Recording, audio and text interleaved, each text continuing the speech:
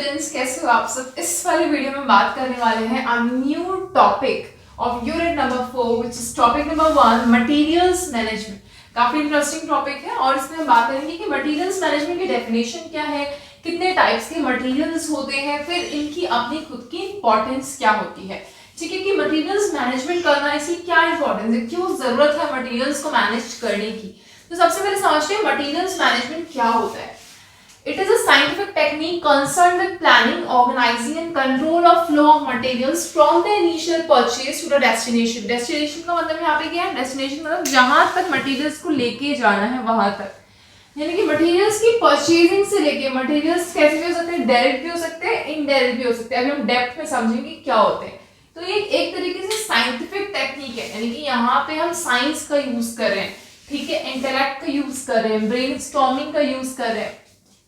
Concerned with planning, organizing and control of flow of material, यानी कि हम यहाँ पे प्लान करते हैं किस तरीके से मटेरियल्स को खरीदना है, फिर उनको ऑर्गेनाइज करते हैं, फिर उनको कंट्रोल करते हैं कि किस तरीके से मटेरियल्स का फ्लो वगैरह जो है वो सब रहेगा। ओके, उसके बाद हम क्या करते हैं, उनके इनिशियल परचेज यानी कि स्टार्टिंग में जो परचेज कर रहे हैं मटेरियल्स को, वहां से लेके डेस्टिनेशन तक इसे कवर करते हैं इस चीज को। वहां से लेके आप क्या करते हैं, प्लानिंग, ऑर्गेनाइजिंग एंड कंट्रोलिंग। उसके बाद ऐसे एग्जांपल लेके समझते हैं। मान लीजिए एक मेन प्रोडक्ट कार है, तो कार में जो मेनली पार्ट्स लगे होते हैं, स्टील, रबर, प्लास्टिक, एल्यूमिनियम, इसके पार्ट्स हैं जो शो होते हैं, जो दिखाई देते हैं, so they are called direct materials. ठीक है, ये कॉमनली यूज्ड मटेरियल्स होते हैं कि ये आपको मोस्टली दिखाई देंगे, वो होते हैं डायरेक्ट मटेरियल्स। एंड एक कार में कभी खराबी आ जाती है, कोई प्रॉब्लम आ जाती है, तो ऐसे में स्क्रूज एंड बोल्ट्स यूज होते हैं, डिस्पोजेबल ग्लव्स भी यूज होते हैं, प्रोटेक्टिव इक्विपमेंट्स यूज होते हैं, क्लीनिंग सप्लाईज, ये सारी चीजें यूज होती हैं। तो ये भी क्या है, मटेरियल्स है, मगर ये कौन से मटेरियल्स है, इनडायरेक्ट मटेरियल्स है, because they are not seen. अब हम नेक्स्ट बात करते हैं क्या इंपॉर्टेंस है मटेरियल्स मैनेजमेंट की। Okay, so let's talk about the importance of materials management. एक एक करके इसे पॉइंट समझते हैं। सबसे पहला जो पॉइंट जो है, keeps inventory accurate।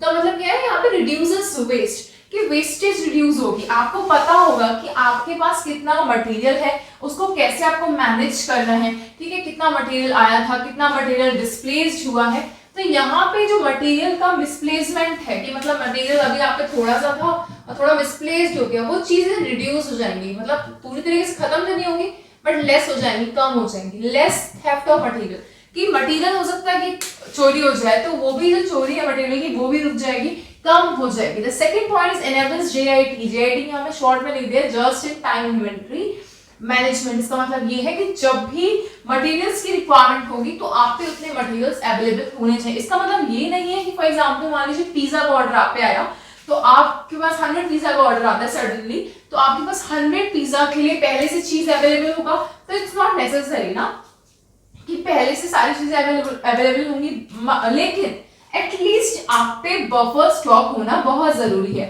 ठीक है, मैं यहाँ पे देख रही हूँ, बता रही हूँ बफर स्टॉक क्या हो गया। बफर स्टॉक का मतलब यहाँ पे ये है कि जैसे कि 100 पिज्जा के लिए तो आप पे नहीं हो सकता material, but at least you should have 5 to 10 pizza के लिए तो चीज होना चाहिए ना, इतना चीज तो रखना चाहिए। तो यहाँ पे just in time inventory management भी हमें करना आना चाहिए। Third is increases productivity. ये पॉइंट इसी से कोरिलेट करता है, काफी इंटर रिलेटेड है। अगर आप just in time inventory management कर पाते हो तो प्रोडक्टिविटी भी बढ़ेगी। प्रोडक्टिविटी बढ़ने का मतलब क्या है यहाँ पे, कि वर्कर्स को पता है कि हमारे पे मटेरियल है और हमें जब भी ऑर्डर आएगा तो हमें मटेरियल लेंगे, इससे प्रोडक्ट तैयार करेंगे और कस्टमर को प्रोवाइड कर देंगे, तो डिले नहीं होगा। प्रोडक्टिविटी कब बढ़ती है, जब डिले नहीं होती है, लेस डिले, मतलब काम जो है वो धीरे धीरे नहीं हो रहा, मतलब काम जल्दी जल्दी हो रहा है, लेस डिले है, इसलिए प्रोडक्टिविटी बढ़ रही है।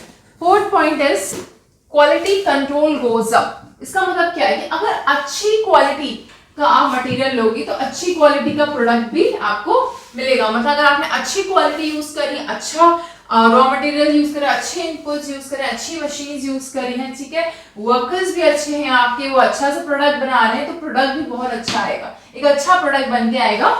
Next is reduces cost. Cost reduce होती है जब देखिए आप अच्छे गुड क्वालिटी के प्रोडक्ट यूज करेंगे, है ना, आप प्रोडक्टिविटी आपकी यहाँ पे इस पॉइंट से इंटररिलेट करो, प्रोडक्टिविटी आपकी बढ़े, just in time of inventory management कर पा रहे हो, तो ऑफ कोर्स कॉस्ट भी रिड्यूस होगी। कंपनी में जो कॉस्ट है, जो कॉस्ट ऑफ प्रोडक्शन, ये कॉस्ट ऑफ प्रोडक्शन की यहाँ पे बात हो रही है, तो यहाँ पे कॉस्ट ऑफ प्रोडक्शन भी क्या होगी, रिड्यूस होगी। तो इससे किसको बेनिफिट है, इससे ऑफ कोर्स जो आपकी फर्म है या जो भी फैक्ट्री है उसको प्रॉफिट है, ठीक है, ना कि लॉस, तो उसको प्रॉफिट होगी। 6 point is availability of materials at right time की। देखिए लास्ट पॉइंट समझिएगा, मटेरियल्स अवेलेबल हो जाते हैं राइट टाइम पे, मतलब कि हमें एटलीस्ट बफर स्टॉक मेंटेन करके चलना है, हमें ओवर स्टॉकिंग नहीं करनी, हमें हद से ज्यादा, हम ऐसा तो नहीं कि पूरे साल में अगर 100 पिज्जा का ऑर्डर आता है हमें एक दिन, तो हम पूरे साल से मतलब एक साल पहले से हम क्या करेंगे, चीज सब इकट्ठा करके रखेंगे फिर रेफ्रिजरेटर में, ऐसे तो खराब हो जाएगा, बिकॉज वो पेरिशेबल आइटम है, जल्दी से खराब हो सकता है। तो यहाँ पे बफर स्टॉक रखें, एटलीस्ट 5 to 10 पिज्जा का अगर ऑर्डर आता है तो उसके लिए हमारे पास चीज अवेलेबल होना चाहिए। अगर 100 पिज्जा का आता है, मार्केट जाएंगे और लेके आ जाएंगे, तो इसे कहते हैं बफर स्टॉक मेंटेन करना, ठीक है। तो बफर स्टॉक मेंटेन करना इज नेसेसरी, मैं देखो लिख के बता रही हूँ, बफर स्टॉक मेंटेन करना इज नेसेसरी, लेकिन ओवर स्टॉकिंग नहीं करनी, हद से ज्यादा स्टॉक नहीं रखना है, ठीक है। तो ये ओवरऑल में क्या पढ़ा, मटेरियल्स मैनेजमेंट। एक बार फटाफट से समराइज कर लेते हैं। Number 1 point, it keeps inventory accurate, it means it reduces the wastage. Second is enables JIT, just in time inventory management. Third is increases productivity, means less delay in time. Fourth is quality control goes up, good quality, good product, reduces cost. Cost what? Cost of production. Last is availability of materials at right time, that means we have to maintain the buffer stock, okay, we don't have to do overstocking there. I hope आपको ये पूरी चीज समझ आई होगी क्या materials management है, क्या उसकी डेफिनेशन है, क्या उसकी इंपॉर्टेंस है, okay. And if you like this video then, अच्छा इस चीज को मैं एक चीज और पहले से एक चीज और मेंशन कर देती हूँ पहले से। यहाँ पे एक जो मैंने आपको बताया मटेरियल्स मैनेजमेंट की डेफिनेशन हो गई, इसके इंपॉर्टेंस हो गई, इसके बाद हम नेक्स्ट वीडियो में इसके ऑब्जेक्टिव्स कवर करेंगे। इसके objectives exam point of view के लिए बहुत इंपॉर्टेंट है, ये चीज मैं बताना भूल गई थी इससे पहले। ऑब्जेक्टिव्स बहुत इंपॉर्टेंट है एग्जाम पॉइंट ऑफ व्यू के लिए, तो उससे काफी क्वेश्चंस भी बन के आते हैं, तो उस चीज को भी हम कवर करेंगे, ओके। टिल देन आप वीडियो को लाइक करो, शेयर करो, सब्सक्राइब करो मेरा YouTube channel college tutor. Bye bye.